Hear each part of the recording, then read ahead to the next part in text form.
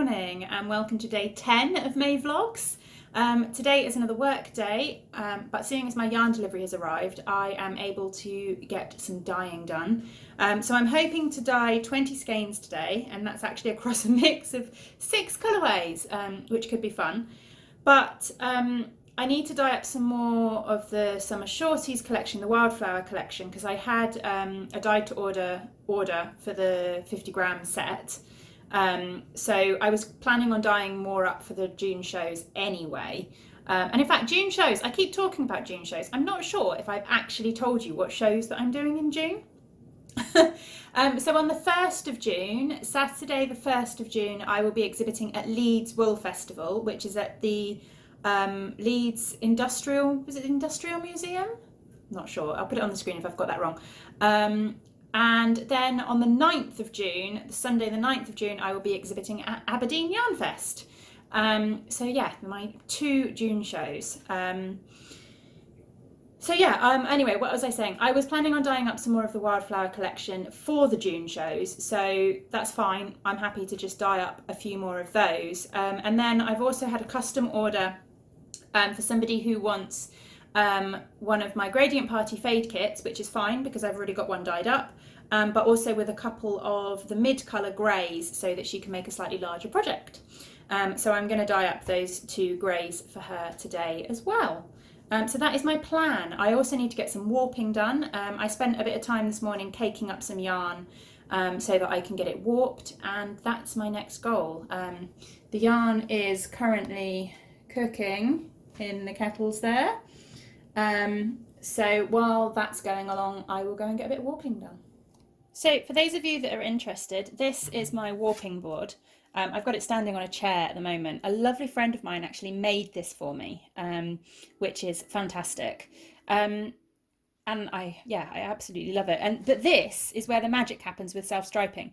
Everyone thinks that the actual dyeing process is the most complicated part, but actually for me anyway, it might be for other people, I don't know. There's lots of different ways of dyeing self-striping.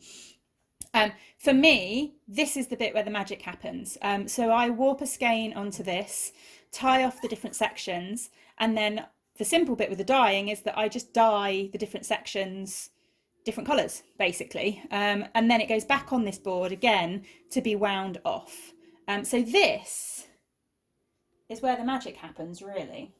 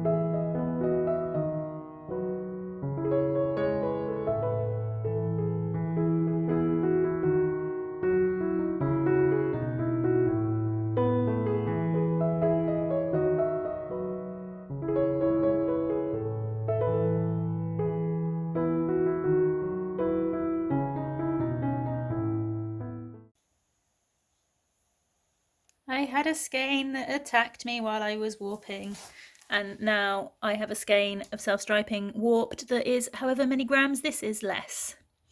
Always really frustrating. But oh well, I'll mark this skein out as special, and then I will keep it back, and then when I dye the film club, this will be the one that I keep 50 grams of, although obviously I won't be keeping 50 grams, I'll probably be keeping 40 grams because this one's going to be a little bit light. But it kind of just sums up how my day's feeling today. Okay, time to sit down. Yeah, it's been one of those days, really. I don't know, I've had a bit of issue with warping a skein, as I showed you a minute ago. The dyeing's gone fine, but I'm just feeling a little bit, I don't know, tired and fed up, really. There was a bit of an incident this morning when I dropped Arthur off at school. He's been talking a little bit about a couple of boys who've been calling him stupid and things like that. And I talked to him about it and said, you know, you need to tell teacher and everything like this. But he was kind of like, no, we have to give them a chance. We have to give them a chance, which is great and fine. Yes, you should. But knowing Arthur, he's giving them more than just a chance. He doesn't want to say anything, so he's not saying anything. And then this morning when I dropped him off at school, they all have to line up before they go in, and he was at the front of the queue, and there was like a little group of boys around him, and I could kind of see them talking to him and him looking a little bit kind of quiet and and then he just came out of the queue looking a bit miserable and went straight to the back of the line. And I thought that, something doesn't look right there. So I went up to him, and it turns out they had all told him that he couldn't stay at the front of the queue. He had to go to the back. And when I sort of went up to him and said to him about it, he got really upset and he started crying. So I said something to his teacher. I did say to her that, this isn't right. These boys have obviously said something to him and it's really upset him. It's not like Arthur to cry. He's quite a stoic little chap. So yeah, but that's kind of thrown me, we just kind of upset me a little bit this morning that he's having to put up with that. He's in primary one, which is kind of reception age. So, he only started school this year, and I don't want him to start having difficulties with friends already. But, they've got to learn these things, haven't they, I guess. Anyway, I'm going to have a bit of lunch now before I go and pick him up and see how his day's been.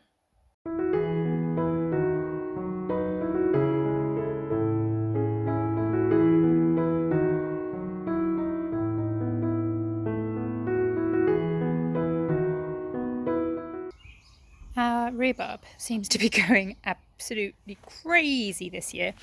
Tom doesn't like rhubarb. I kind of do, and I've not really tried it with the boys, but I never know when it's ripe. Is it ripe when it's red? Just like that? Can I pick this and cook this and do stuff with it? Let me know. That's slightly depressing. I've just taken off the self-striping that I dyed the other day. I've just taken it off the airer and popped it in the box with the rest of the stripes. And it's now overflowing. That's a lot of winding to do.